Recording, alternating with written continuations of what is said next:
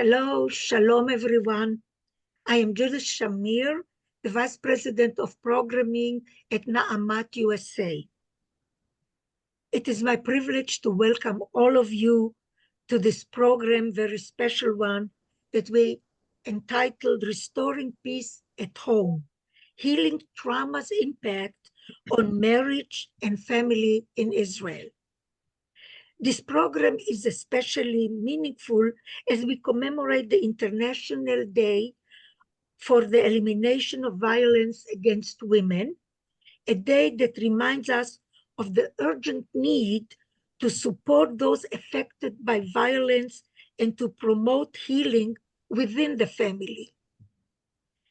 As the largest women's organization in Israel, AMAT is dedicated to improving the lives of thousands of women, children, fathers, families, through a vital network of services, including women's health and rights centers, daycare centers, youth villages, high school scholarship funds, legal aid bureaus, and domestic and violence shelter. We are delighted to have with us today to explore this very important topic, two speakers from Israel, very special one. We have with us Yali Ben-Ami Vitenberg and Gavriela Kama Shir, and you will hear about them a little bit later on. We will begin our program with a short video that was shown at a recent AMAT event in Israel held to mark International Day for the Prevention of Violence Against Women. Although you may not speak or understand Hebrew, I encourage you, and I think I don't need to, you will do it automatically, to listen closely to the tone and the emotion in the voices of the speakers. These are real voices of women who have faced tremendous challenges, and their stories remind us again of the importance of the work we are doing. So without further ado, here is the video.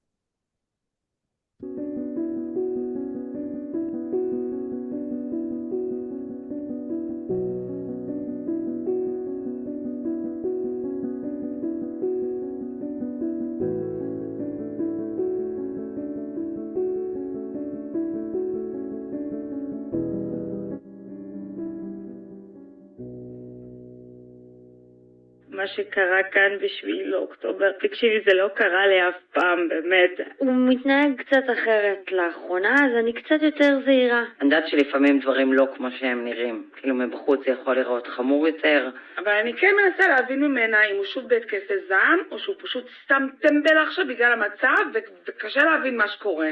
גם זה נהיה הרבה יותר חמור אחרי השביעי לעשירי, שהמון חברים שלנו נרצחו שם, והוא ממש לא במצב טוב. עכשיו הוא בתהליכי הוצאת רישיון לנשק, כי הוא מאוד חרד מאז השביעי באוקטובר, אבל אף אחד בדרך לא עוצר את זה. כמה זמן לפני המלחמה אני הגשתי בקשה לצו הגנה, ואני ביטלתי אותה כי המשפחה שלו לחצה עליי. יש שם איזה בלגן. אני חושבת אולי אם אני אחכה שנחזור הביתה והוא יהיה אולי רגוע קצת יותר. עכשיו אני לא יודעת מה קרה הפעם, אבל אני יודעת שהיה ביניהם כל מיני עניינים מאז שהתחילה המלחמה. יכול להיות שאני סתם מגזימה. הוא כתב לי גם קודם, אני לא יודע מי הבן זונה הזה שעושה עלייך סיבוב, ואת תראי, את ואני זה לנצח, תראי מי גבר שבאמת נלחם עלייך. חשבתי שזה ככה נישואים, אין מה לעשות. אבל מתישהו הוא התחיל גם להרים על הידיים. אני אפילו לא פנויה להתעסק בכמה זה פוגע בי. ככה, לשמוט את האדמה מתחת לרגליים ברגע אחד? מאז המלחמה והטילים, עוד יותר. כבר כמעט שנה זה רק נהיה גרוע יותר. אני פוחדת שאם אגיד לו שאני עוזבת, אני לא אצליח להגיע למטוס בכלל. ואז הוא הרביץ לי מולם שיראו. ונעל אותי כמו בעונש ל10 ימים בתוך הבית. אני רק רוצה שהוא לא יתקרב אליי, בטח לא עם נשק. אני לא רוצה להיות עוד כותרת בעיתון, אני צריכה לדעת מה מחכה לי בבית, ואני לא יודעת. אני חייבת למצוא מקום, אני חייבת להיעלם. אני לא ישנתי אתמול בלילה מהמחשבה שאולי אני מפספסת פה משהו. לא יודעת מה לעשות. תגידי לי מה לעשות. זה פשוט התפוצץ לכולנו על הראש. אני באמת חושבת שאני דפקתי את זה. ואין לי מושג מה לעשות.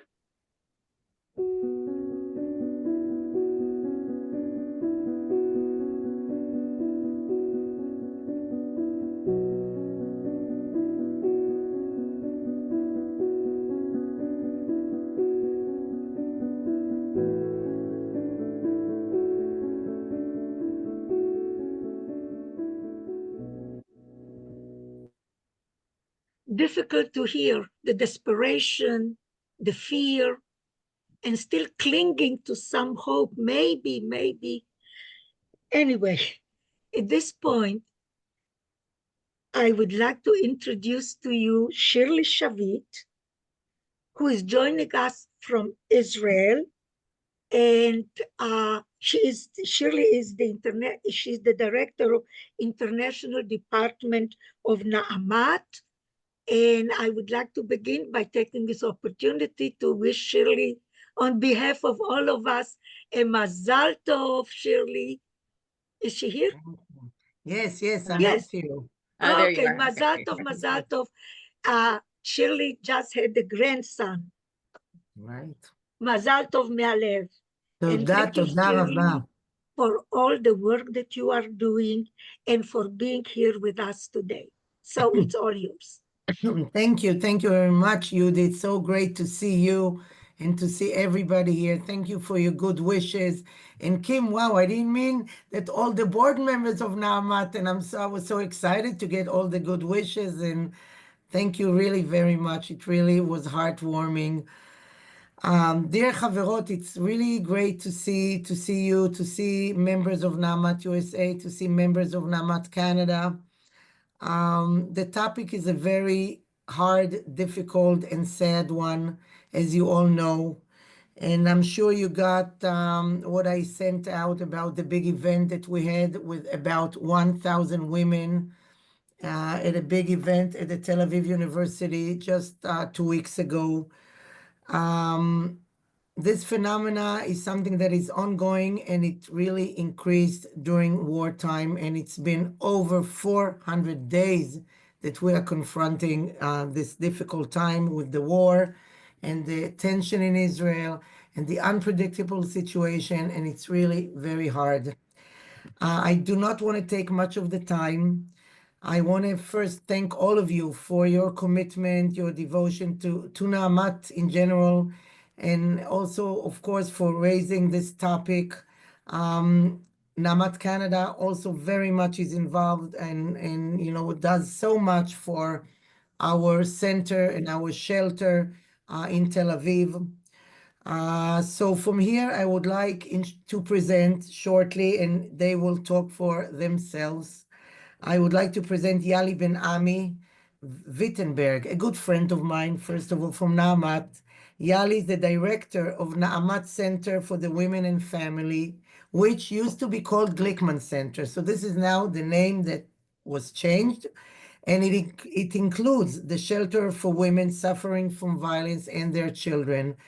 Those of you that visited us and came to visit this center, there are no words to explain how important, how crucial, how life-saving this is. So Yali will present the services and herself in just a minute. And I also have the pleasure and the honor to present to you Gavriela Kama Shir, whom I met at the special event that Naamat held in Tel Aviv. And by the way, Kim was there and Linda Schoenberg were there. So it was really great that you had two of your representatives with us. Gavriela is married to Eli, who was a combat soldier, a fighter in the Golani brigade.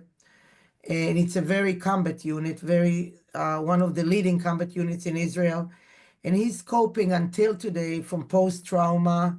And she will tell her story, and she will tell us how she's coping with it, how the family coped. And I met Gavriela, and when I heard her story, wow, I have no words. I had tears in my eyes, and I was amazed of this special lady. So I really want to thank Gavriela for that you agreed to be with us and to share the story with Naamat USA and Naamat Canada.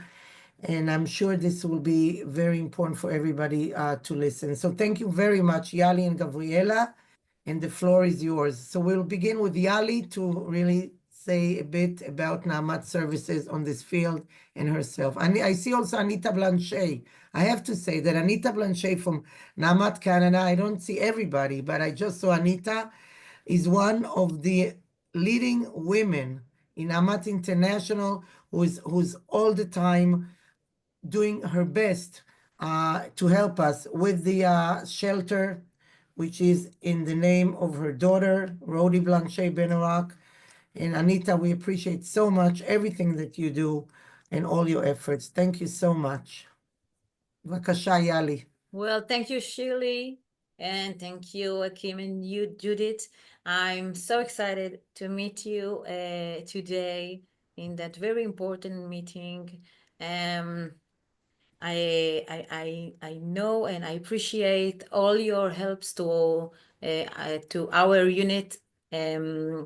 You are really part of our team members, and I'm very appreciate all your help from abroad. And when you come to Israel, when you come to visit us, we are always happy to meet you.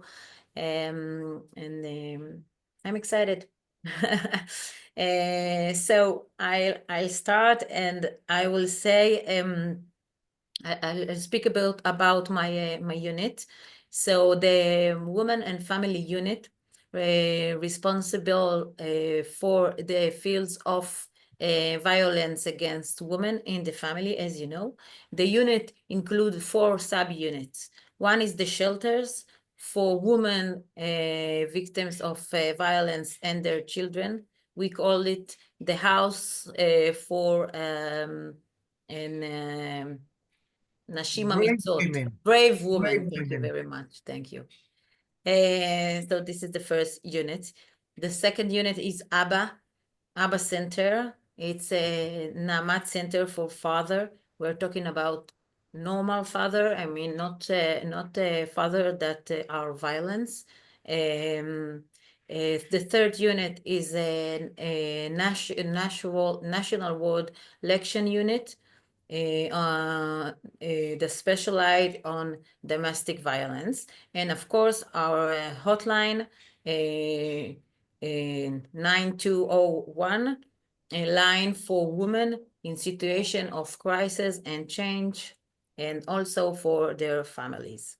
So since the beginning of the war, we have expanded and adapted the unit's service. For example, the advice line, the hotline, worked 12 hours a day, every day, and opened the service not only for women in the circle of violence or their family members, but also to assist women who are partners of men who serve in the security force and in the army. Abba Center, for example, provided assistance to men who are not only father, I mean, other men's, and also focused on father who were recruited into the army and into the security force. And the third, the lecture unit held webinar for wives of servicemen, delivered support group for wives of and family of servicemen in the army, and support groups for men who returned from the war. In the first week of the war, there was a significant decrease in the number of calls that advice that the hotline got. It really was like no one calls, maybe one calls, but it's handled only for 1 week, like the first shock that we all have been in Israel. We saw it also in the shelter and also in the hotline. But after that week, there was significant increase in both the numbers of reference and the severity of cases.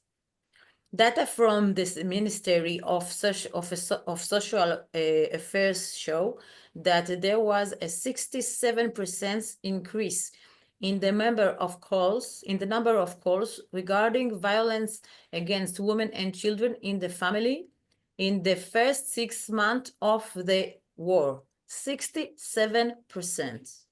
It's huge. There are several key issues that have arisen from the calls to the hotline. One, most often there was a period background of domestic violence, of any kinds of domestic violence, that has been worst with the start of the war. It's not something that starts from nothing, okay? When the war started, there were signs before.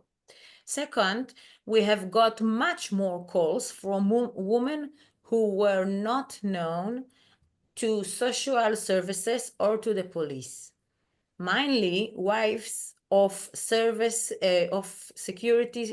forces personals.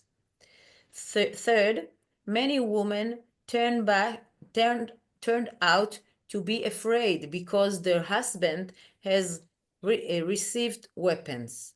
Women called in fear because their husbands threat them that he will come from the army with a gun and shoot them and the children. And we get many calls like that. And last, there were quite a few conversations from women who said that their husbands had returned from the army, from the miluim, and say he wants a divorce immediately without explaining, and they don't know what to do. Unfortunately, we have been at war for over a year, and it is unclear when it will end. This difficult situation directly affects violence against women in the family. We see this every day in the shelter and on the hotline.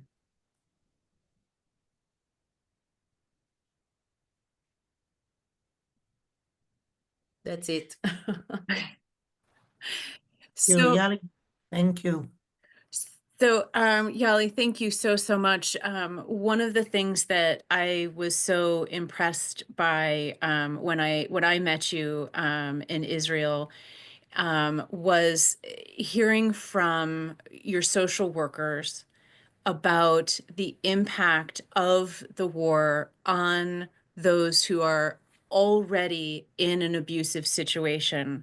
And one of them referred to it as a crisis within a crisis, because these women and these children are already so sensitive and so scared. Have you any comment on that you can help people understand what that's like? Well, we are having such a multi-trauma in Israel. You know, wherever you look, you see trauma and post-trauma. And the women that live under terror every day, you can imagine, okay? It's like, I don't know how they're doing it. They're very strong and they're very brave. Because it's an abnormal pressure to live here in Israel, even where you are in a very safe home, and especially when you are under that attack, you know, it's very difficult, and it's making everything much, much worse. And it's even said that some of the women said now that they are afraid even to go out for shelter, even when they calling, for example, for the hotline, and they have to go to shelter, okay, very high risk. And they said, no, but now in the middle of the war, what can I do? And you know, they just afraid to go out from the war that they have inside in that year. You understand? It's making everything much difficult for them. Yeah. Yes. Well, we'll ask you some more questions after we hear from Gavriela. So please, if anyone has any questions, please do put them in the chat. We will see them and we will ask your questions. Yali, thank you so much. And before I give Gavriela the microphone, I just want to say that I know, and I said this to Gavriela before we started, I know that everyone on this call is on this call in part because we're so eager to know and to understand, as Yali just explained, what people are experiencing in Israel, what women are experiencing in Israel, and how the path forward looks for our Israeli sisters. And so I'm very, very excited to have Gavriela here with us to tell her story. Thank you, Gavriela. Hi. I'm also very happy to be here with you. This subject is very personal and very emotional for me. And English is not my mother tongue. So I wrote down what is important for me to tell you. So I'll read it from the paper. Ellie and I met on a high school trip when we were 18. We fell in love and we are still together 41 years later. 6 months after we met, we both joined the IDF. Ellie served as a sniper on a special Golani force, Sayeret Golani. He was very excited about his success, his crew, and his missions. When he came home for his breaks from the army, he used to tell me about the risks they were taking, about sleeping for 4 hours a week, and the danger he was exposed to. But he was happy. The first time he faced death was in his tent. A friend accidentally shot a low rocket towards his tent, but luckily missed Ellie. Ellie looked for a hole in his belly. He didn't find one, so he did what he was told by his officers, which was to go back to work. At that time, so we believe, an emotional split took place in Ellie's mind and also in mine.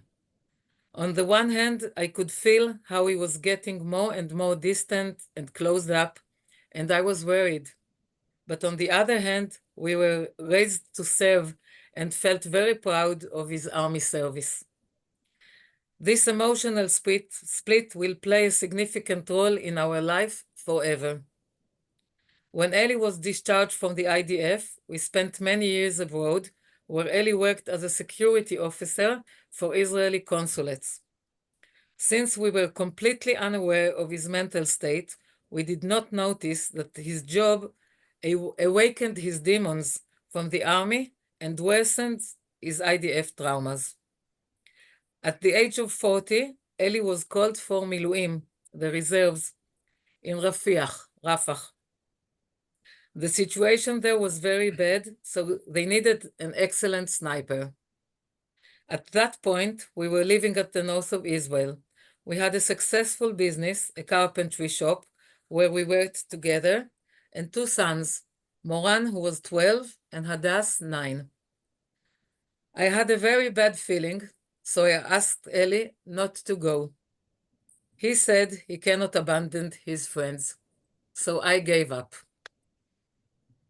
I know now that on that day, Eli felt like this time he is not coming back. And to a certain extent, he never did. He was there for one horrible week, and when he got back, he knew something was wrong. He couldn't sleep, he became aggressive, impatient, and distant. He started treatment soon after, and just a few months later, they gave it a name, PTSD. Despite the treatment, our lives fell apart. First to go was our business. Eli wasn't able to work. We were left with no income. Our kids were eating bread 3 times a day. No one was there to mediate things for me. I was left alone. My best friend disappeared. Eli became Dr. Jekyll and Mr. Hyde. One moment he was the kind father, husband, and carpenter, and the moment later, he was treating me like his worst enemy. The intimacy was lost, and with it, the sexuality. My kids did not recognize their father.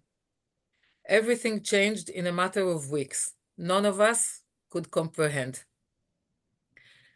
This is a translation of the first thing I ever wrote on the subject many years later. I was 40 when I lost my husband, and the world was silent. The man who walked side by side with me since we were 18 was called to serve and never came back. I had no grave, no help, no Shiva. There was a stranger in my house who did not recognize himself, me, or his children. His body was whole, thank God. His soul was torn apart, and there was no salvation. For 14 years, Eli has been asking me not to write about it. And it wasn't a secret. I talked about it. And yet, now, writing, my insides are trembling. I'm afraid that all these things I didn't dare to feel, mourn, be angry about will drown me. The man I love has PTSD.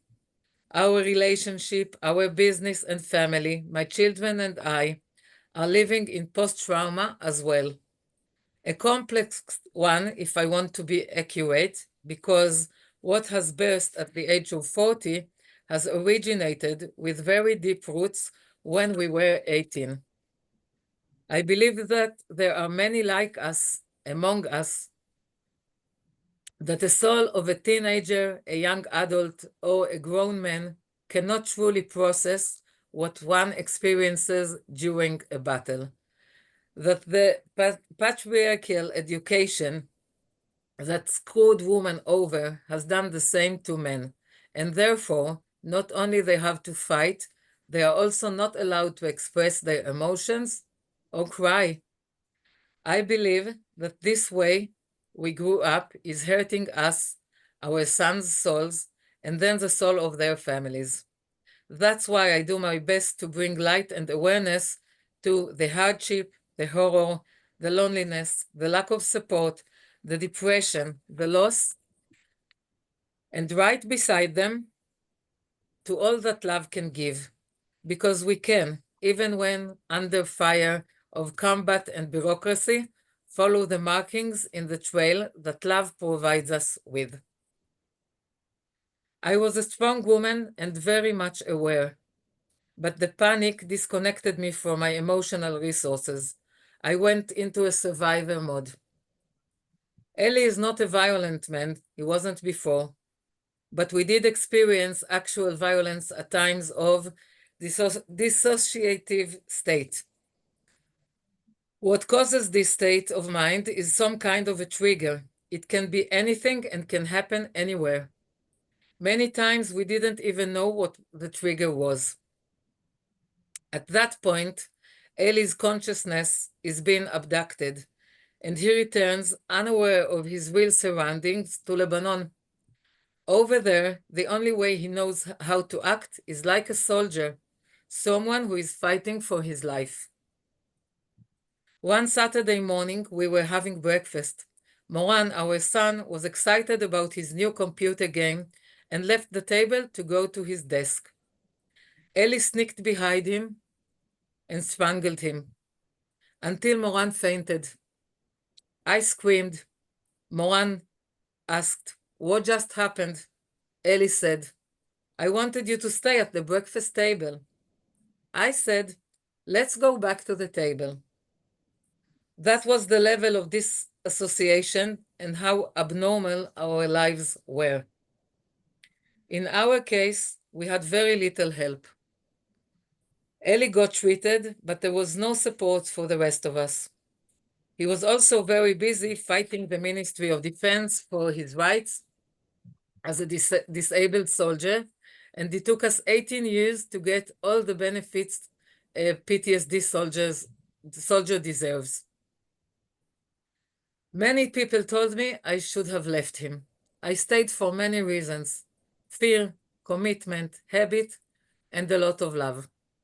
For years, I blamed myself for hurting my sons by staying. Now I know I was traumatized and alone. I experienced a lot of disassociation just as Eli did, and I did my best. And who can say what was I supposed to do? What would I have taught my children if I left my loved one in times of need? What did I teach them by staying? Is there a right answer? As Eli's wife, I felt that not only I was left alone, but that the system also tried to make my life harder than it already was. Despite all our struggle, we managed over the years to develop our first aid backpack as a family. We found ways to deal with Eli's trauma and developed tools to deal with his triggers and his irrational behavior. I learned so much over the years. It was a test of love, not just my love for my family, but the love I have for myself. The first painful truth that I had to face and then accept was the fact that Eli will never be who he was before, and so am I and our lives. If I was waiting for that to happen, I would be fighting the natural stream of life, and my life will be a constant struggle. In contrast, understanding and accepting ourselves and our life as it is now gives us peace and the chance to move on. I learned that I cannot be Eli's therapist. If I am playing that part, he's playing my patient. That I need to set limits, to always remember that I matter, my happiness, health, and dreams. To set space and recognize my emotions and feelings. If I don't, I become a time bomb. And when it blows, I take everything and everyone with me. I learned to never stay alone. Always look for help and support. I believe we can find moments of grace everywhere, even at the lowest points of life. I now know to stay there, give it love and gratitude, let it expand. I believe every relationship is being reflected onto the world. And we, Eli and I, had a decision to make. Do we wish to put out there more struggle, despair, and suffering? Or do we make an effort to renew our love? I learned to never allow shame to manage my life. I acknowledge the gifts that this bad situation had brought to our life, and I made it my mission to help others. Before I wrap it up, I would like to say, I chose to stay. Women who decide to live are as wonderful as I am. This is your life and your choice. If you do choose to stay, choose life. Whenever he chooses death, you choose life. Create a healing vision. Invite the warrior to return to his heart. And a request to all of you, people who suffer from PTSD and their families cannot do that alone. The impact is multi-leveled, and so must be the answer. It should be a community effort of love and compassion. Wow. Thank you. Wow. Thank you so, so much. Yali, I'm going to add you spotlight here as well. So Gavriela is such an absolutely moving story. And thank you for sharing it with us. You weren't perhaps able to see the faces of everyone here. Everyone here is absolutely wrapped with your story, and grateful that you've shared it. Because again, as I said, everyone who's on this call is on this call because they care so much about what is happening in Israel and want to not just understand what's happening, but how they can be a part of supporting the healing. And you know, we as a mission support women, but we often forget how quickly it turns for some of our sisters. It could be just a moment, just as you kept saying, a trigger. And for everyone, whether there's PTSD involved or not, it could be just that instant where suddenly a woman finds herself in danger. And so one of the questions that people are asking is, what did you find, Gavriela, on your path that was the most helpful to you from a therapeutic? What kind of therapy helped you as you were dealing with this? I am myself a therapist, not from the conventional area, but the alternative one. So this is the way for me. I think everyone has their own key to open and heal. For some people, it's psychotherapy. I believe trauma מתגוררת, resigns? לא. lives, מה, מתגוררת? Lives in our body. And I believe that therapy must include our body if we want to move on. It cannot be just talking from my head or my emotion. I need to put the body in the process. So for me, everything that involves moving, dancing, breathing, I'm also a very spiritual person. So my beliefs and my hope, and I'm sorry, after what I read, you feel a bit down. I believe if you could have seen me and Ellie together, you would be sad, but you walking from the other side with hope and optimism. Thank you. I read mostly the difficult part. There are therapies like SE, somatic experience, psychotherapy for the mind and body. For us, these are the ways.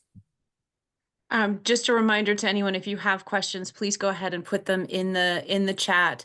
And so another thing that I was privileged to see was seeing Ellie come up on stage and give you a hug and a kiss. And yes, your story is one absolutely of optimism and recovery. What about your children? What helped your children through this? For me, my children are the deepest wound that is still with me, with us. They are now 30 and 33. I'm also a grandmother.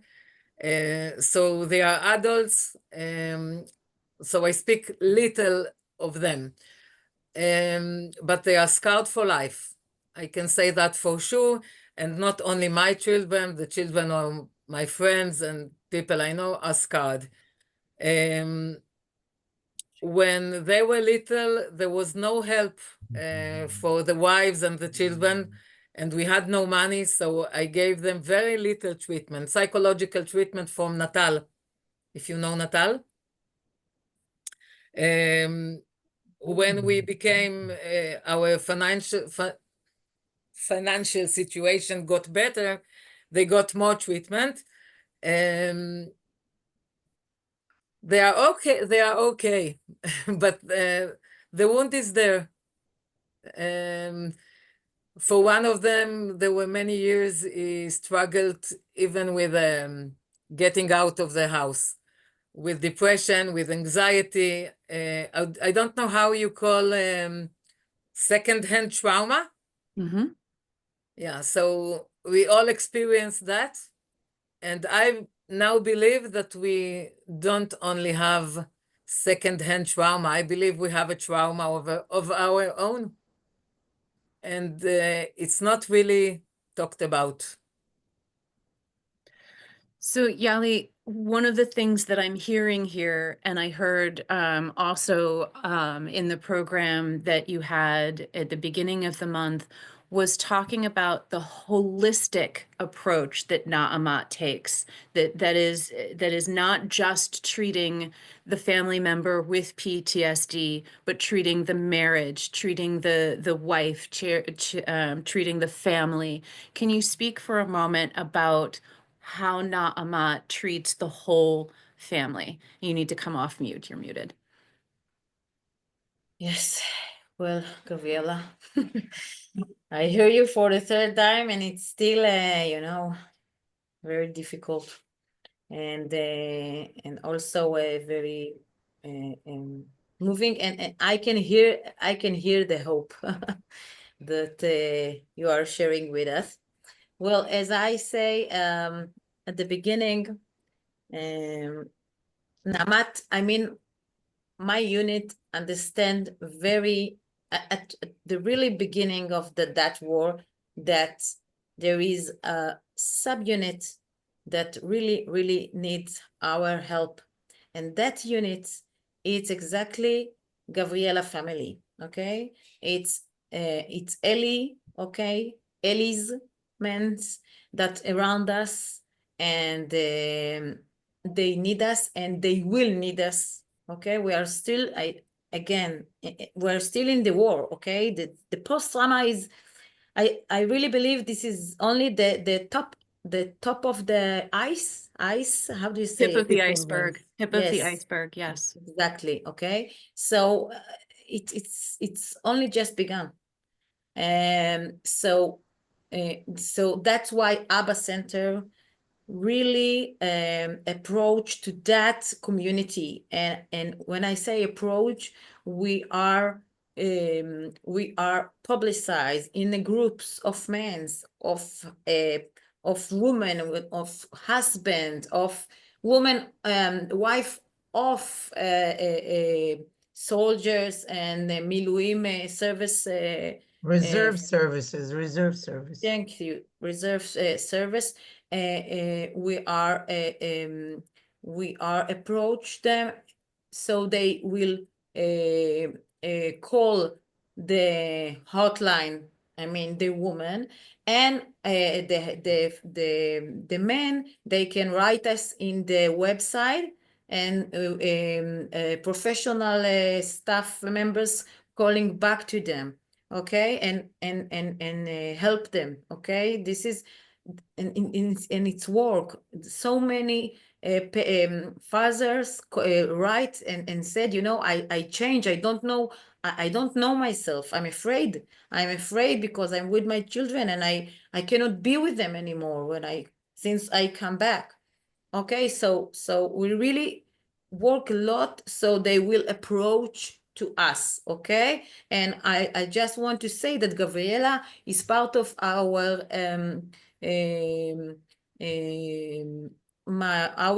members in our lectures unit.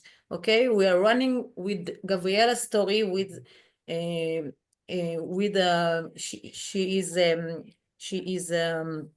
she is with another professional from our member staff, social worker, and both of them have lectures, and it's very important to us because we want to go and share the story to as much as we can. We are using AMAT Naamat white connections. So we go to workplace with the lectures, and also it's very important with a group, helping group, okay, for the Group for therapy. how Group you say it? Group therapy. Group therapy inside the workplace, okay? And also, as you said, Kim, we are committed to the family, okay? For example, the grandma and אני לא יודעת איך אומרים חמה, how do you say חמה? חמות? Mother-in-law. They also need a support. As I said, it needs a village. It needs a village to help someone like Ellie and Gavriela and their children. And I don't know if you had grandma and a mother-in-law, they all need help. Okay, so we are really try to get to them and help if it's in personal, okay, therapy, personal therapy, and if it's by a group therapy group. I can say, for example, we are going to start the second group therapy for father who has a PTSD. The therapy will be by a carpenter. Okay, this is the second group that we are conduct with משרד הביטחון, for example. And in 2 weeks from now, we have a group for grandma and grandpa that have soldiers in the army, because you know who's thinking about them. It's like when you think about someone you should help, you think about the wife, maybe the children, maybe the man himself, but whoa, what about the grandma? What about the grandpa? Okay, they also need help, and they need help so they can help their family. Okay, so we are really focused in our job, and we see it. As I see it, and we see it, it's very related to domestic violence, because as Gavriela said, it's איך אומרים, זה, sorry, but my children is shouting here. But as I want to say that, איך אומרים, שירלי, זאת קרקע פוריה לאלימות במשפחה, המצב הזה. It's like a very fertilized ground for domestic violence. I would say fertile ground. Fertile, yes. Fertile ground for domestic violence. Yes, I answer you, Kim. No, thank you. It's Gavriela, is there anything you want to add to you know, thinking about when treating the whole family, how that helps? I'm on mute.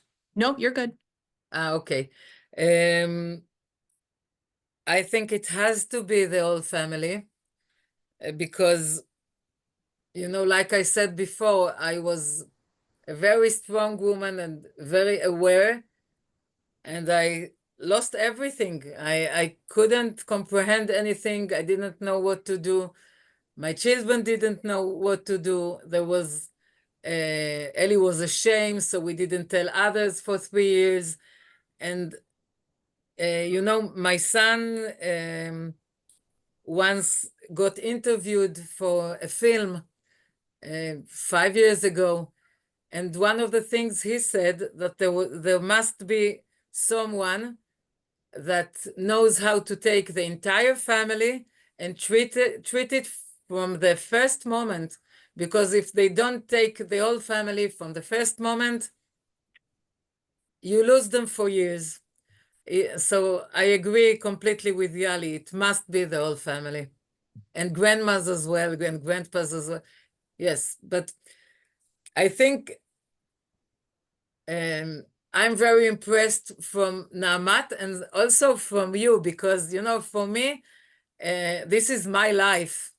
But seeing you all care so much about someone else's life is very touching and very impressive. And I believe this is the only way to heal this world anyway, not just in this subject. So thank you.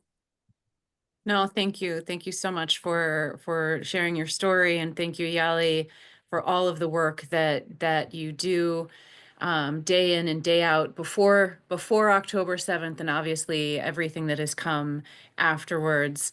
And as you've touched on both, that this is not just a problem for today, that this is a problem for the lifetime of those alive today, and perhaps for generation to come, because this trauma is ongoing. People who come back from service are not just coming back from service with everything they carry with them to a peaceful setting. They're coming back to a very disrupted world. They're coming back to changes. They're missing friends. They're missing family. There are constant sirens. There's constant triggers of threat and trauma around them. And so every day, the people who are struggling even more. Yali, before we end, is there anything people are asking what it is that, and we've put the link in the chat for those who would like to donate specifically for programs that Yali has spoken about, but is there anything specifically as you're thinking about the shelter that you would ask for, or that you would say that you need? I just want to say another thing, that everything you said, it's right. You should also remember this is yes, it is the first time in the history of Israel that also the wife and the family are waiting in the house, okay, for more than 100 days, even more, that the parents, the father was not at home. They also are struggling so much to survive, okay, in the home. Okay, I try to imagine women with 3 children. She have to continue work and handle the children, and having an attack, and her husband is more than 120 a day, 100 day in the war. Okay, so also they coming back to a very post-traumatic family. That's okay. I really just had to edit, try to explain what we are handling here.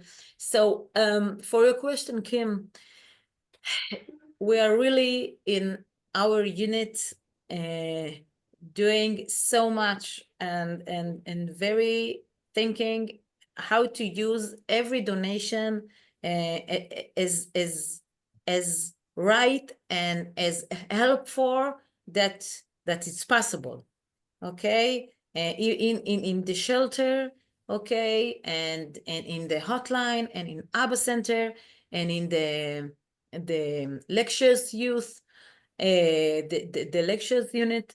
So you know, there's so many projects and so many needs. And the only thing that I can say, Kim, and I say it to all of you from the, how do you say, the bottom of my heart? Yes.